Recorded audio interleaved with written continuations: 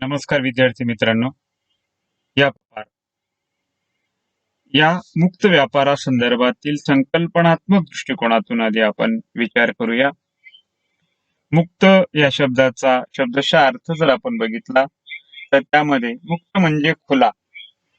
आता या व्यापार संदर्भात किंवा या संकल्पने संदर्भात पुरस्कार करणारे किंवा या संदर्भातील विचारसरणीचे प्रवर्तक म्हणून ओळखले जाणारे ॲडम स्मिथ, की ज्या ॲडम स्मिथ यांनी वेल्थ ऑफ नेशन्स नावाचा ग्रंथ लिहिला आणि या ग्रंथामध्ये सविस्तररित्या वापू या संकल्पने संदर्भात केलेला दिसून येतो.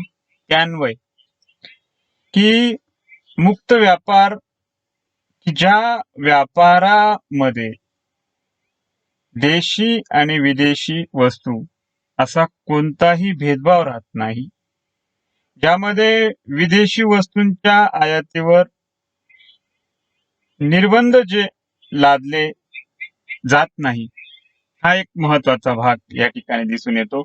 आणि म्हणूनच ही जी काही संकल्पना आहे किंवा ही व्यापारासंदर्भातील जी विचारसरणी आहे ती विचारसरणी एकूणच भांडवलशाही व्यवस्थेचे प्रतीक म्हणून ओळखली जाते. युरोपात भांडवलशाहीचा विकास घडून आल्यानंतर या व्यापारी धोरणाचा विशेष करून पुरस्कार करण्यात येऊ लागला. याआधी जसा आपण विचार केला की औद्योगिक क्रांतीनंतर, इंग्लंडमध्ये झालेल्या औद्योगिक क्रांतीनंतर वाढत्या उत्पादन प्रक्रियेसंदर्भात म्हणजे वाढत्या वस्तूंची विल्हेवाट लावण्यासाठी हक्काची बाजारपेठ म्हणून इंग्लंडने भारताकडे आपला मोर्चा वळवलेला दिसतो. आणि या अवस्थेमध्ये अधिकाधिक प्रमाणात गुंतवणूक जी काही आहे ती या आपल्या हक्काच्या बाजारपेठेमध्ये केलेली दिसून येते. आता या संकल्पने संदर्भात व्याख्यात्मक दृष्टिकोनातून आपण विचार करूया. तिचा अर्थबोध जो काही आहे तो अर्थबोध आपण आधी समजून घेऊया. यामध्ये पुन्हा ॲडम स्मिथ यांनी मांडलेला जो काही अर्थबोध आहे तोच इथं विचारात घेणं क्रमप्राप्त ठरेल.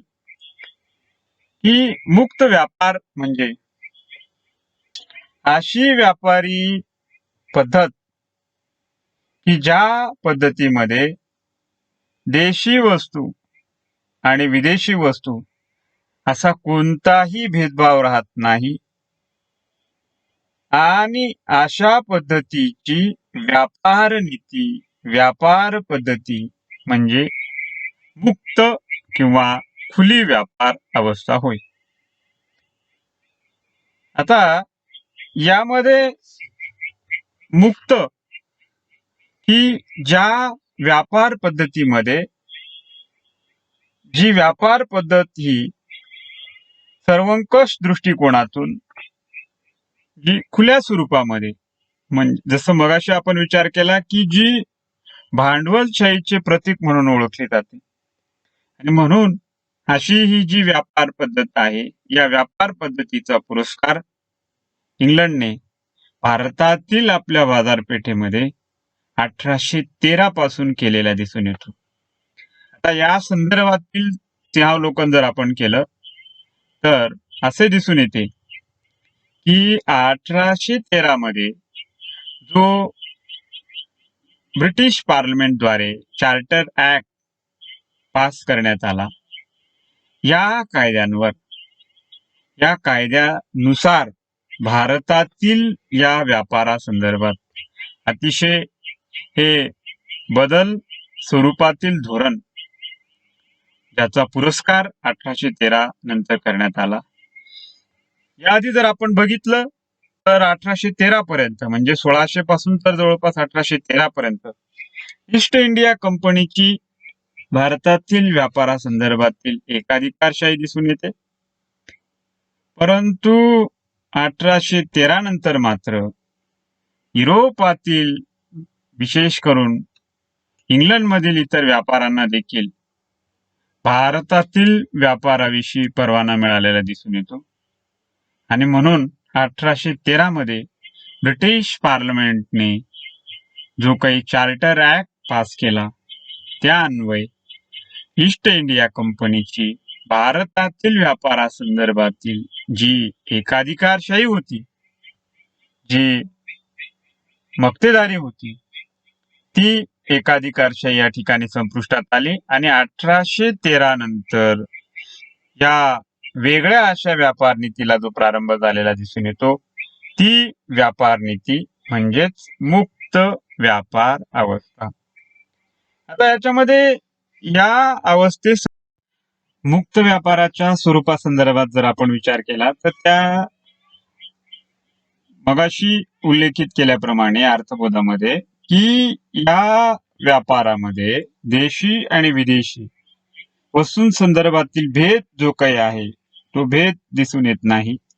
आणि यामध्ये सगळ्यात महत्वाची गोष्ट म्हणजे जे काही आयात निर्याती संदर्भातील निर्बंध असतील, या निर्बंधांचा जर आपण विचार केला तर या काळात इंग्लंडने स्वार्थी अशा व्यापार नीतीचा अवलंब केलेला होता, ज्याला संरक्षक जकात नीती असं म्हटलं जातं. या संरक्षक जकात नीतीनुसार स्वतःचा स्वार्थ साधण्यासाठी, आपले व्यापारी हित साधण्यासाठी या दुटप्पी अशा जकात नीतीचा अवलंब केला आणि अधिकाधिक प्रमाणात जो काही नफा आहे तो नफा मिळवण्यासाठी ही जी काही संरक्षक जकात नीती होती ती या ठिकाणी दिसून येते. आता यामध्ये जो काही व्यापार या काळातील होता, या व्यापारासंदर्भातील म्हणजे जो नैसर्गिक व्यापार म्हणून ओळखला जाणारा, त्यामध्ये कोणत्याही पद्धतीने सेवांचा मुक्त संचार या पद्धतीत अभिप्रेत जो काही दिसतो तो हा महत्वपूर्ण या ठिकाणी दिसून येतो. आणि आयात निर्यातीवरती जे काही निर्बंध, ज्या निर्बंधांसंदर्भात शिथिलता या ठिकाणी दिसून येते. आणि सर्वाधिक महत्वाची बाब म्हणजे या व्यापारविषयक धोरणात जो काही देशी आणि विदेशी वस्तू हा या संदर्भातील जो काही भेद आहे तो भेदभाव या ठिकाणी दिसून येत नाही. आणि स्पर्धात्मक दृष्टिकोनातून जर विचार केला, जसा आपण मगाशी उल्लेख केला की जेव्हा 1600 मध्ये ईस्ट इंडिया कंपनीची स्थापना झाली, या स्थापनेपासून तर 1813 पर्यंत ईस्ट इंडिया कंपनीचा भारतातील व्यापारावर जो काही आपला एकाधिकार होता तो एकाधिकार या ठिकाणी संपुष्टात आलेला दिसतो. म्हणजे 1813च्या या चार्टर ऍक्ट नुसार ब्रिटिश पार्लमेंटने ईस्ट इंडिया कंपनीची भारतातील मक्तेदारी ही संपुष्टात आणली आणि इंग्लंड मधील इतर भांडवलदारांना, व्यापाऱ्यांना भारतातील व्यापारासंदर्भात जो परवाना दिलेला दिसतो. आणि त्यामुळे अधिकाधिक प्रमाणात जी काही गुंतवणूक आहे ती गुंतवणूक भारतात या ठिकाणी झालेली दिसून येते. आणि म्हणूनच या गुंतवणुकीचा जर आपण विचार केला की त्यामध्ये अगदी शेती क्षेत्र असेल, म्हणजे यामध्ये शेतीच्या व्यापारीकरणाला देखील या काळात गती मिळालेली दिसून येते. इंग्लंडमधील व्यापाऱ्यांनी शेतीमध्ये केलेले जे काही लक्ष केंद्रित केलेले दिसते, त्यामध्ये अगदी नीळ असेल, ताग असेल, कापूस असेल, अशा पिकांमध्ये या पिकांच्या म्हणजे नगदी पिकांच्या वाढीसाठी भर दिलेला दिसतो. आणि या क्षेत्रामध्ये देखील गुंतवणूक करून, शेती क्षेत्रामध्ये देखील गुंतवणूक करून अधिकाधिक प्रमाणात नफा मिळवण्याचे जे काही धोरण या काळात दिसते. आणि म्हणूनच शेतीच्या व्यापारीकरणाला या काळात गती मिळालेली दिसते. म्हणजे साहजिकच जमीन महसुलाच्या माध्यमातून उत्पादन मिळवणे हा देखील हेतू दिसून येतो. आणि म्हणूनच मुक्त व्यापारासंदर्भातील स्वरूपात्मक दृष्ट्या जर आपण विचार केला तर हा 1813 नंतरचा हा बदल निश्चितच या ठिकाणी महत्वपूर्ण ठरतो. नंतर आपण या मुक्त व्यापारी अवस्थेच्या संदर्भातील एकूण वाटचालीचा विचार जर आपण केला तर त्या वाटचालीमध्ये अगदी प्रारंभीच्या 1813 पासूनच्या अवस्थेपासून तर अगदी 57 पर्यंतचा जर आपण विचार केला तर त्यामध्ये धोरणात्मक दृष्टिकोनातून जो काही बदल आहे तो बदल या ठिकाणी दिसून येतो. आता यामध्ये जसं आपण या प्रकरणाच्या प्रारंभीच्या अवस्थेमध्ये एकूणच जी काही आर्थिक अवस्था ब्रिटिश काळातील या ठिकाणी दिसते तर त्या आर्थिक अवस्थे संदर्भातील जे काही टप्पे आहेत त्या टप्प्यांची जी काही विभागणी ही रजनी पामदत्त यांनी केलेली दिसते आणि म्हणून यामधील या ब्रिटिश अर्थव्यवस्थेतील अवस्थेतील ही दुसरी अवस्था की ज्या अवस्थेला म्हणजे 1813 पासून तर 1857 पर्यंतच्या या वाटचालीला रजनी पामदत्त यांनी मुक्त व्यापारवादी अवस्था असे संबोधन दिलेले दिसते. आता यामध्ये या अवस्थे संदर्भातील विचार करत असताना आपल्याला इंग्लंडमधील औद्योगिक क्रांतीचा निश्चितच या ठिकाणी विचार करावा लागेल, कारण इंग्लंडमधील औद्योगिक क्रांतीमुळे उत्पादन प्रक्रियेला जी गती मिळालेली होती त्या गतीचा निश्चितच या ठिकाणी परिणाम या पुढच्या काळात झालेला दिसतो, कारण मानवी हाताची जागा ही यंत्राने घेतली आणि त्याच्यामुळे निश्चितच उत्पादनाचा वेग वाढलेला दिसतो.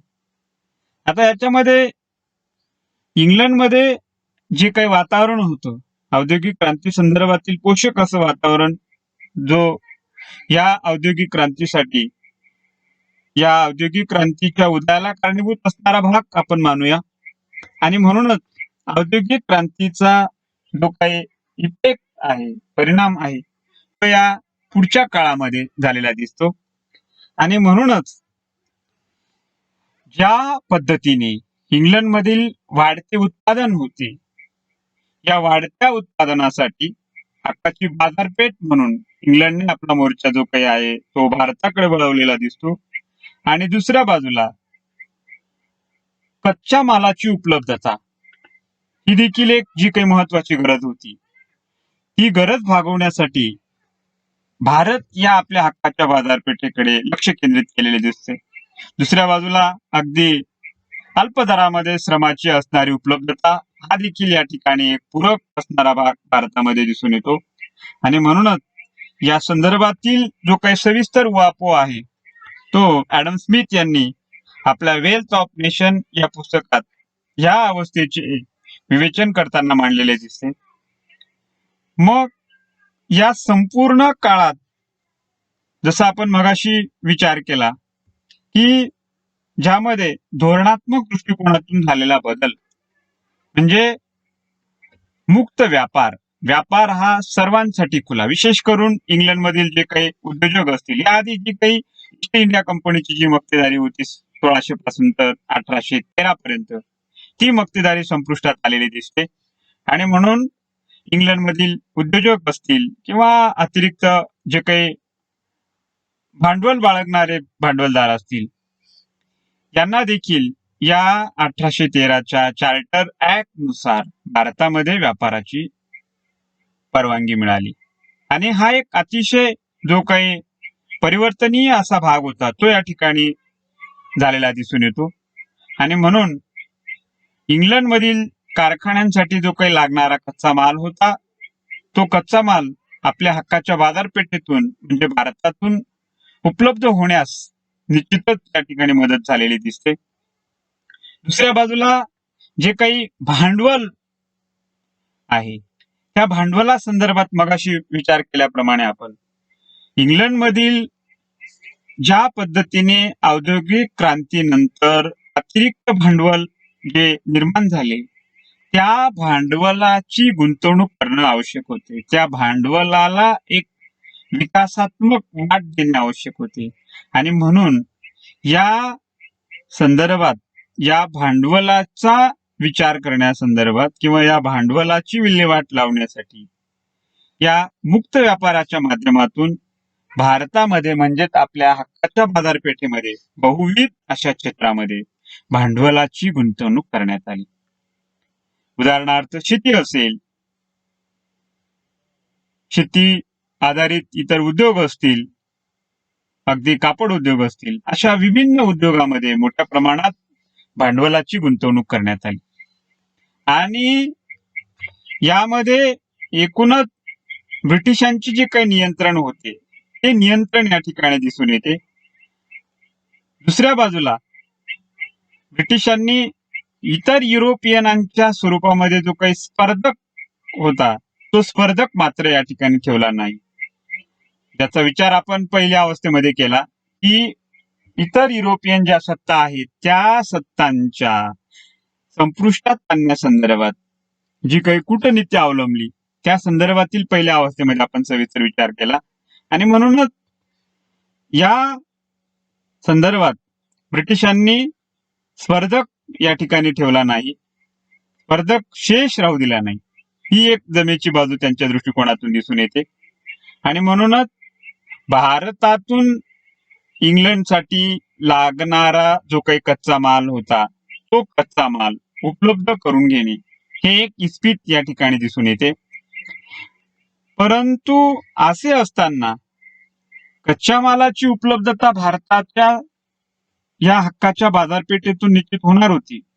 परंतु ही उपलब्धता करत असताना यामध्ये भारतासारख्या विस्तीर्ण देशामध्ये या विस्तीर्ण देशात दळणवळणाच्या संदर्भातील उणिवा या उणिवांचा विचार करण्यासाठी, उणिवा दूर करण्यासाठी दळणवळण सुधारणा ज्या काही आहेत, दळणवळण साधनाचा जो काही विकास आहे त्या विकासाच्या दृष्टिकोनातून देखील विचार ब्रिटिशांनी केलेला दिसून येतो. आणि म्हणूनच अगदी प्राथमिक स्वरूपामध्ये जर आपण विचार केला रेल्वेचा विकास असेल, ही रेल्वेच्या माध्यमातून की रेल्वेचा विचार करून किंवा रेल्वेची पायाभरणी करून या ठिकाणी दळणवळण क्षेत्रामध्ये एका वेगळ्या अंगाला, परिवर्तनाच्या एका वेगळ्या अंगाला सुरुवात झालेली दिसते. आणि म्हणूनच भारतासारख्या विस्तीर्ण देशातून कच्च्या मालाची उपलब्धता करत असताना रेल्वे सारखे एक प्रभावी वाहतुकीचे माध्यम या ठिकाणी उपलब्ध केले. आणि ज्या माध्यमाच्या संदर्भात या मुक्त व्यापारी व्यवस्थेला विशेष गती प्राप्त झालेली दिसून येते. म्हणूनच याचा फायदा म्हणजे रेल्वेचा जास्तीत जास्त फायदा हा ब्रिटिशांनाच झाला. अगदी रेल्वे निर्मितीसाठी अधिकाधिक प्रमाणात जो काही भांडवलाचा भाग होता तो जरी गुंतवला असला तरी त्याचा फायदा देखील ब्रिटिशांनाच झालेला दिसून येतो. रेल्वे बरोबर इतर रस्ते बांधणे असतील, या संदर्भातील दळणवळण क्षेत्र, अगदी विद्युत तार असेल किंवा डाक व्यवस्था असतील, अशा सुधारणांना देखील गती प्राप्त झालेली दिसून येते. यामध्ये मात्र उद्देश हा आर्थिक दृष्टिकोनातून दिसतो. म्हणजेच मुक्त व्यापाराच्या या अवस्थेला दळणवळणाच्या साधनांच्या विकासातून गती दिलेली दिसते. हा या ठिकाणी अतिशय महत्वाचा भाग दिसतो. दुसऱ्या बाजूला अगदी शेतीच्या व्यापारीकरणासंदर्भात जो आपण विचार केला की मुक्त अर्थव्यवस्थेत शेतीसारख्या क्षेत्रामध्ये देखील अधिकाधिक प्रमाणात भांडवलाची गुंतवणूक जी काही आहे ती गुंतवणूक केलेली दिसते. म्हणजे शेतीच्या व्यापारीकरणाला देखील या ठिकाणी गती मिळाली.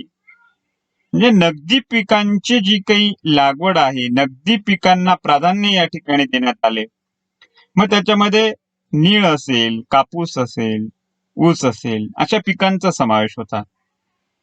शेतीच्या व्यापारीकरणामुळे मात्र जी काही भारतातील ग्रामीण व्यवस्था होती, या ग्रामीण व्यवस्थेचे जे बंदिस्त जीवन होते त्यामध्ये मात्र बदल झालेला या ठिकाणी दिसून येतो. आणि या बदलाचा जो काही पडसाद आहे तो पुढील काळात उमटलेला दिसतो. दुसऱ्या बाजूला पारंपरिक उद्योगधंद्यांचा जो काही ऱ्हास आहे तो ऱ्हास या ठिकाणी दिसतो.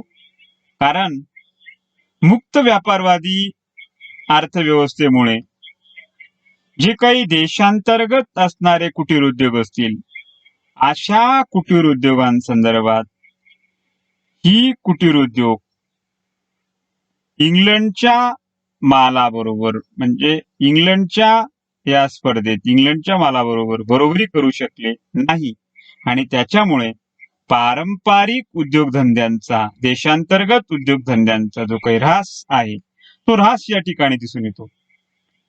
दुसऱ्या बाजूला स्पर्धेत टिकाव लागला नाही हा एक भाग तरी असला, परंतु मगाशी नामोल्लेख केल्याप्रमाणे जी काही संरक्षक जकात नीती ती संरक्षक जकात नीती देखील या कुटीर उद्योगांच्या संदर्भातील ऱ्हासाला एक निश्चितच जी काही या ऱ्हासाला कारणीभूत ठरलेली दिसते आणि म्हणूनच संरक्षक जकात नीतीचे जे धोरण आहे त्या धोरणामुळे भारतातून होणाऱ्या पक्क्या मालाची जी निर्यात आहे त्या निर्याती संदर्भात निश्चितच या ठिकाणी परिणाम झालेला दिसतो आणि म्हणूनच या देशांतर्गत उद्योगधंद्यांना कुटीर उद्योगांना या ठिकाणी निश्चितच विनाशाच्या संदर्भातील जी काही बाजू आहे ती या ठिकाणी नाकारून चालणार नाही.